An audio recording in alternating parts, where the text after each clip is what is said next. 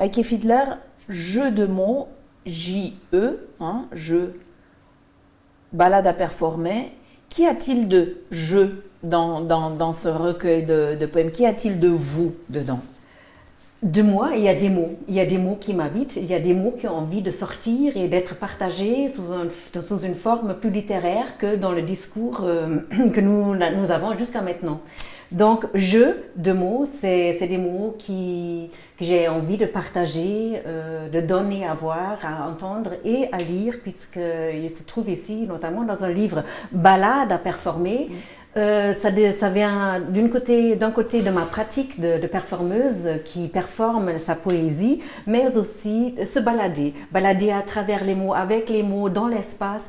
Et puis il y a des poèmes qui sont nés à travers des balades que j'ai moi-même réalisées ou des balades que j'aimerais faire avec ces mots-là en les performant. C'est justement quand vous dites des poèmes à performer, c'est vrai que quand on lit votre poésie, il faut la dire aussi, il ne faut pas seulement la lire. Est-ce qu'au moment de l'écriture, vous écrivez à haute voix ?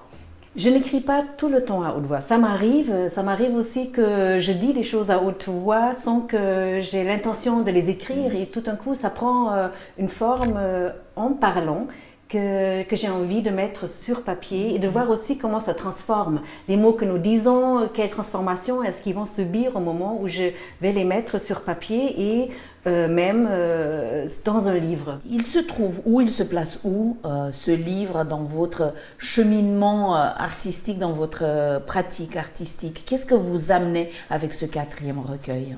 Alors ce 4e recueil, jeu de mots, si je m'autorise d'ailleurs de dire jeu de mots, c'est qu'il y a déjà tout un passé de mots qui m'habite et que je pratique aussi.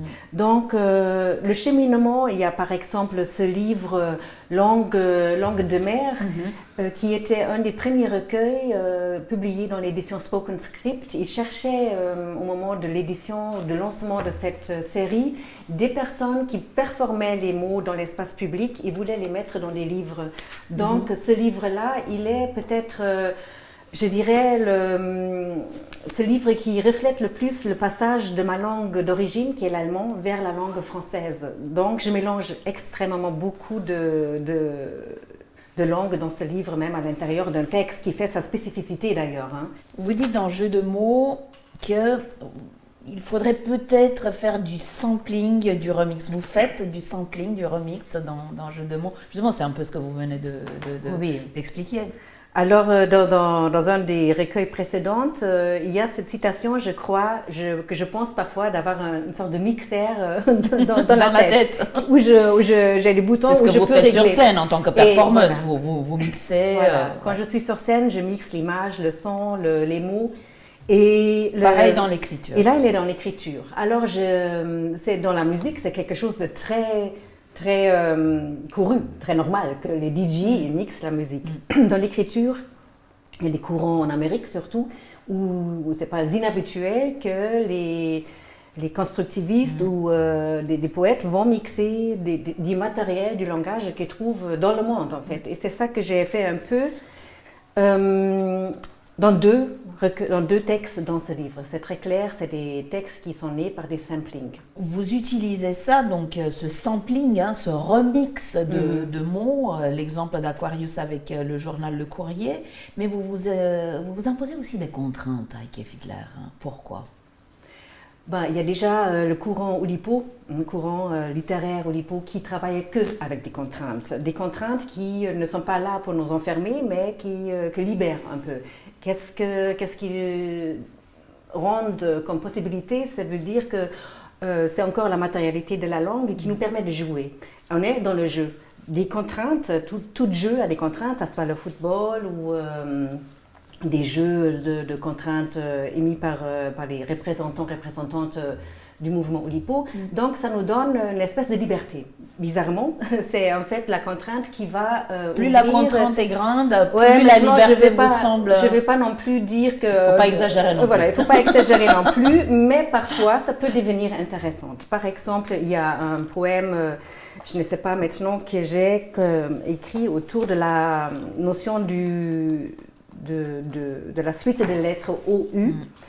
Est-ce que vous le trouvez, poème à venir? Est-ce que je trouve... Ah oui. Alors, d'où une contrainte? Du, des, bagoule, des tas de mots comme ça, c'est débarbouiller, des bouches, des boucles, déboulées, déboulonner.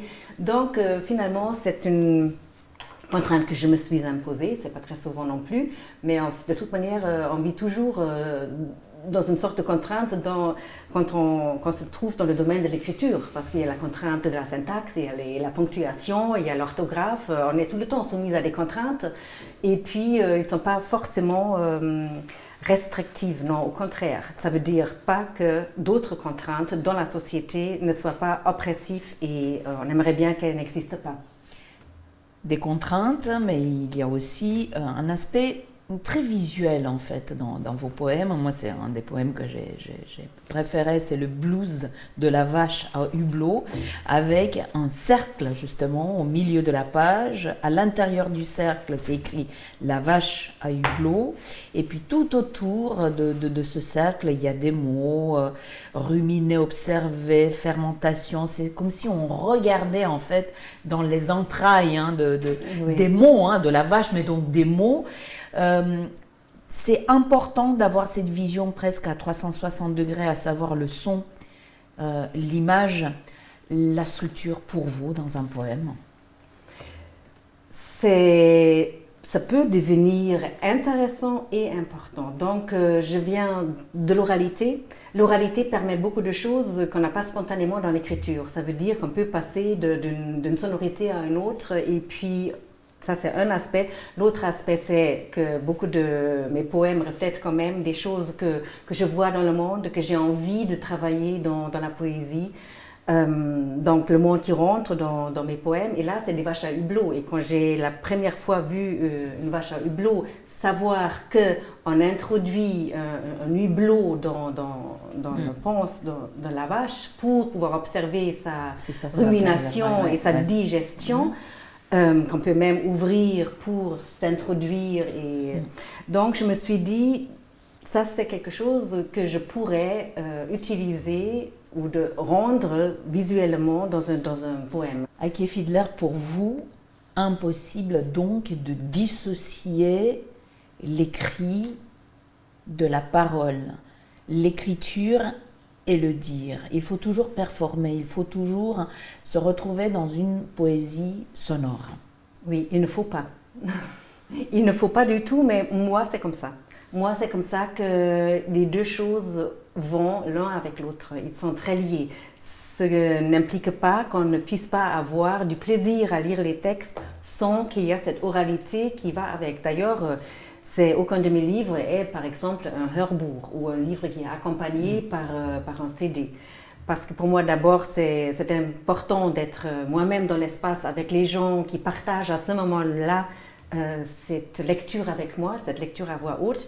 Mais surtout, j'aime beaucoup que le lecteur, la lectrice va avoir le plaisir de découvrir une sorte d'écriture poétique qui n'est pas si habituelle que ça et qui incite quand même à se laisser tomber dans les mots, dans le langage et d'accueillir ce que je ose ou que j'espère offrir, c'est de jouer en lisant, jouer en recevant les textes qui se présentent à nos yeux. Ce qui vous est arrivé apparemment avec le texte, le blues de la vache à hublot. Le blues qui fait référence à la musique, mais aussi au blues vraiment de la vache. On peut s'imaginer quand même. Merci beaucoup.